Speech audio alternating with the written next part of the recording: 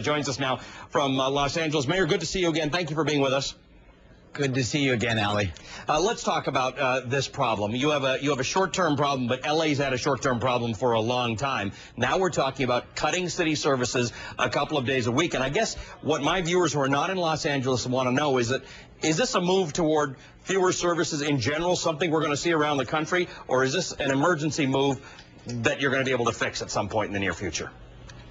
Well, I think we are going to be able to fix this financial challenge that we're facing in the city of Los Angeles. But over the last 2 years, we've actually had deficits of about $700 million, 200 million plus about 2 years ago. And last year, we resolved about a $500 million deficit that with revenues down, however, that's even though we cut 400 million of it, we're now looking at 212 in this current year. So we've got some challenges to do. We've eliminated 1,000 positions last year, not layoff. Yep. We early retired 2,400 people. We're laying some people off, and yes, we're going to have to furlough others or relieve them of their duties because the city controllers informed us on May 5th we'll be out of cash. And that doesn't mean that we're in a situation where we won't be able to pay our bills, but if I don't do these actions now, we won't be able to pay those bills. What gets you back into a situation where Los Angeles is a city that people want to be in because it offers opportunity and services like a big city should offer? Where do you get back to that? How do you get that revenue back that you've been losing for years? Well, actually, LA is that kind of city. We have the second safest big city in the United States of America. Crime is down 7 years in a row. Tourism is up. Until last year, construction was at an all-time high 4 years in a row. Housing starts in the city were up as well. But this financial crisis has brought us to a situation where many people have lost their homes. More than 28,000 families have lost their homes over the last 2 years. We have a 14.5% unemployment rate, which altogether have really impacted the economy and our revenues, which is why we've had to make some of these drastic cuts. But and you're going to, I mean, let's just explain for our viewers who don't know this. What happens? Does something have to happen? If something happens, will you not reduce city services like libraries, parks, planning, public works, or is that going to happen? There's no scenario where we don't have to trim our services and the cost of our payroll. The fact is, a big part of the city budget is payroll. Our employees have, medical benefits, retirement. They have wages under their contract that are guaranteed. And so unless they take cuts, which I've asked them to do, we're going to have to make these cuts. As an example, I've taken a 16% cut over the last 2 years. I've asked our employees to take a 15% cut. If they did, that will resolve 450 of the $485 million deficit we're looking at next year. Let me ask you this, Mayor. A 10% cut.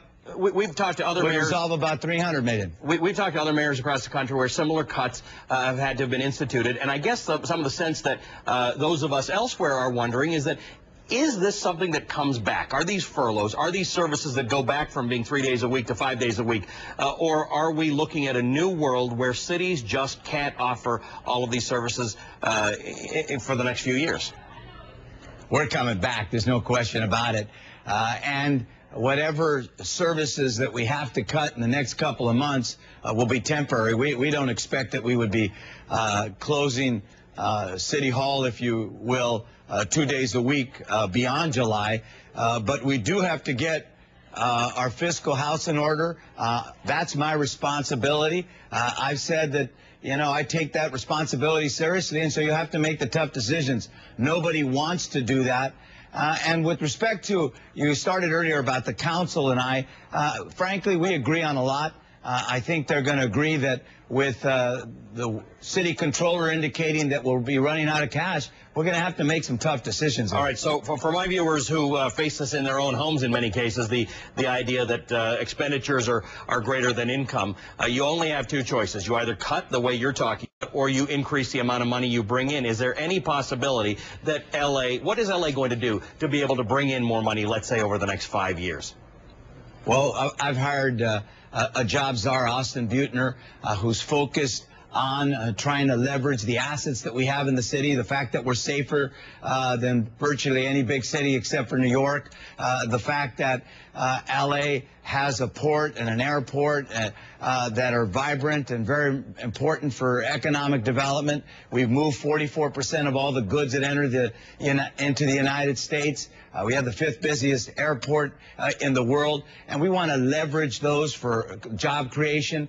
Even the debate around the Department of Water and Power that you referred to is a debate that with the raising of rates, we can set aside money for a lockbox for renewables and create some 18,000 jobs, 16,000 jobs to install solar in residences and businesses, and another 1,100 jobs with folks who can help create more energy efficiency in our businesses and our homes. So we're focused on that. We also have, we passed the half-penny sales tax about a little more than a year ago to spend $40 billion over the next 30 years. We're working with the Congress right now to figure out how we can accelerate that and create about 166,000 jobs. You're busy out there. We're looking at jobs, that's for sure. All right, Mayor, good to see you again. Thanks very much. Mayor Antonio Villaraigosa from Los Angeles joining